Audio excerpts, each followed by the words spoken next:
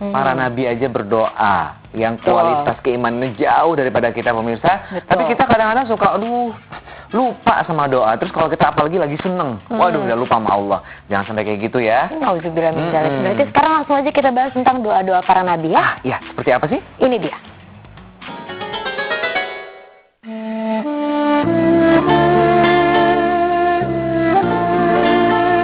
Doa-doa para nabi. Berdoalah kepadaku, niscaya akan kuperkenankan bagimu.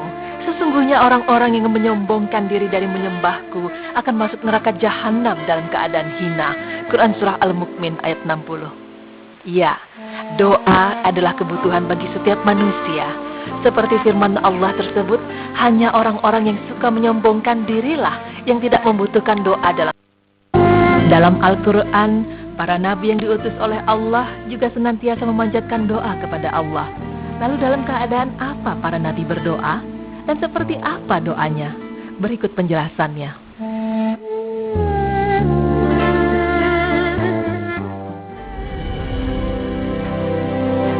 Doa Nabi Nuh alaihissalam. Selama 950 tahun, Nabi Nuh menyiarkan kepada kaumnya untuk menyembah hanya kepada Allah Subhanahu wa Ta'ala. Akan tetapi dakwahnya tersebut tidak dapat menyadarkan kaum yang terlelap dalam kebodohan. Kaumnya mengolok-olok Nabi Nuh dan menuduhkan tuduhan-tuduhan yang mereka sendiri layak menerimanya, serta menganggap kaum mukminin yang bersama Nabi Nuh sebagai manusia-manusia yang rendah. Maka dengan latar belakang kemaksiatan dan kejahatan seperti inilah, turun hujan yang sangat lebat dari langit dengan perintah Allah Subhanahu wa Ta'ala. Tanah serta seluruh tempat dilanda banjir dan topan. Nabi Nuh yang telah siap menghadapi kejadian ini dari sebelumnya sudah berkata kepada kaum mukminin dan orang-orang yang bersamanya supaya naik ke atas bahtera atau kapal yang beliau buat dengan tangan beliau sendiri. Karena pada saat itu air dari langit dan bumi terlihat bertemu dan memenuhi semua tempat. Nabi Nuh dan orang-orang yang bersama beliau menaiki bahtera keselamatan dan bergerak di atas permukaan air.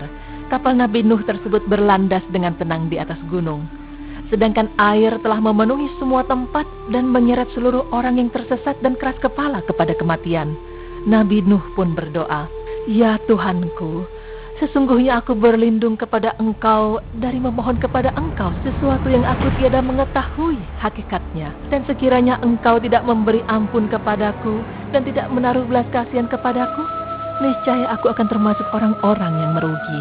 Quran Surah Hud ayat 47.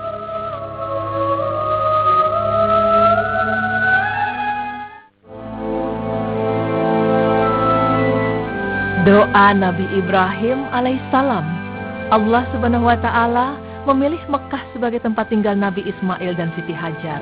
Namun Mekah bukanlah tempat yang subur dan buah dan biji-bijian tidak dapat diproduksi di sana. Dalam hal ini Nabi Ibrahim rela dan ikhlas untuk tinggal di Mekah.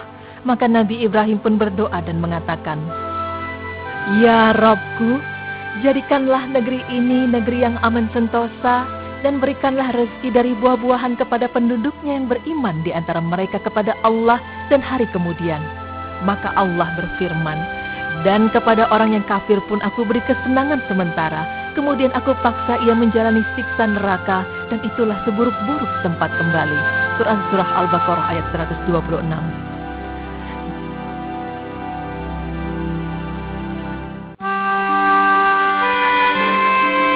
Doa Nabi Ayub alaihissalam. Dari kisah yang dijelaskan dalam Al-Quran, Allah telah menceritakan dan memuji Nabi Ayub.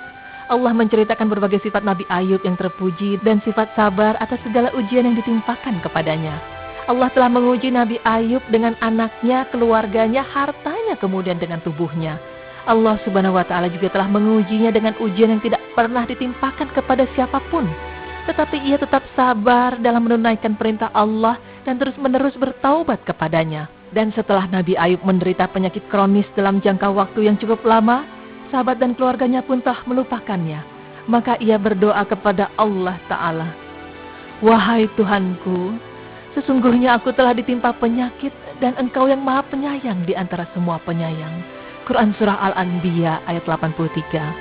Maka dengan izin Allah Ta'ala, Allah pun menghilangkan penyakit yang menimpa batin dan lahirnya. Kemudian Allah mengembalikan keluarganya, hartanya, sejumlah nikmat, serta kebaikan yang dikaruniakan kepadanya dalam jumlah yang banyak. Dan karena kesabarannya itu, maka beliau merupakan suri teladan bagi orang-orang yang sabar, dan kisah hidupnya juga dapat menjadi penyejuk hati bagi orang-orang yang mendapat ujian atau ditimpa musibah.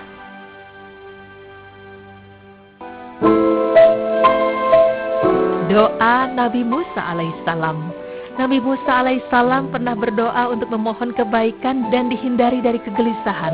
Doanya adalah, "Ya Tuhanku, sesungguhnya aku sangat membutuhkan setiap kebaikan yang Engkau turunkan kepadaku." Quran Surah Al-Qasas ayat 24. Doa Nabi Sulaiman alaihissalam. Nabi Sulaiman pernah berdoa agar diberikan kekayaan oleh Allah Subhanahu wa Ta'ala. Ia berkata, "Ya Tuhanku, ampunilah aku dan anugerahkanlah kepadaku kerajaan yang tidak dimiliki oleh seorang jua pun sesudahku. Sesungguhnya Engkaulah yang Maha Pemberi." Quran Surah Syad ayat 35. Maka Allah pun menjawab doanya dengan memberikan anugerah dan pengetahuan yang besar, serta melimpahkan kekuasaan yang besar dan wewenang yang kuat kepada Nabi Sulaiman. Bertubi-tubi berkah yang dikaruniakan kepada Nabi Sulaiman membuatnya semakin bersyukur kepada Sang Pencipta langit dan bumi, Allah Subhanahu wa Ta'ala. Doa Nabi Zakaria alaihissalam. Nabi Zakaria dan istri usianya sudah sangat tua, sedangkan beliau belum memiliki seorang anak. Kepada Allah Subhanahu wa Ta'ala, Nabi Zakaria kemudian memanjatkan doa agar dikaruniakan anak oleh Allah Subhanahu wa Ta'ala. Meski Nabi Zakaria mengetahui bahwa kondisi istrinya itu sulit punya anak karena mandul, namun Nabi Zakaria tak pernah lelah berharap, memohon serta berdoa kepada Allah Subhanahu wa Ta'ala agar diberi seorang anak sebagai pewaris dan penerus risalah kenabian beliau. Kemudian Nabi Zakaria pun berdoa, "Ya Tuhanku, sesungguhnya tulangku telah lemah dan kepalaku telah ditumbuhi uban, dan aku belum pernah kecewa dalam berdoa kepada Engkau, ya Tuhanku. Dan sesungguhnya aku khawatir terhadap mawaliku sepeninggalku, sedang istriku adalah seorang yang mandul. Maka anugerahilah aku dari sisi Engkau seorang putra yang akan mewarisi aku dan mewarisi sebahagian keluarga Yakub, dan jadikanlah ia, ya Tuhanku, seorang yang diridhoi." Quran Surah Maryam ayat 4 hingga 6. Maka doa Nabi Zakaria pun akhirnya dikabulkan oleh Allah, Tuhan yang Maha Kuasa. Akhirnya istri Nabi Zakaria pun hamil dan memiliki seorang anak laki-laki yang diberi nama Yahya. Yahya putra Nabi Zakaria ini pun menjadi seorang nabi dan menjadi penerus dakwah ayandanya. Padahal jika melihat pada kondisi fisik Nabi dan istrinya yang sudah tua, serta kondisi istrinya yang mandul, rasanya mustahil beliau akan punya seorang anak. Tapi bagi Allah tidak ada yang tidak mungkin. Semuanya mudah bagi Allah. Subhanallah, Allah Maha mendengar akan doa hambanya.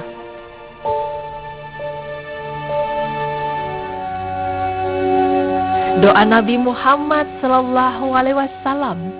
Pemirsa beriman, Nabi Muhammad sallallahu alaihi wasallam juga memanjatkan doa kepada Allah Subhanahu wa Ta'ala. Ia berkata, "Ya Tuhan kami, janganlah Engkau hukum kami jika kami lupa atau kami bersalah. Ya Tuhan kami, janganlah Engkau bebankan kepada kami beban yang berat sebagaimana yang telah Engkau bebankan kepada orang-orang sebelum kami. Ya Tuhan kami, janganlah Engkau pikulkan kepada kami apa yang tak sanggup kami memikulnya.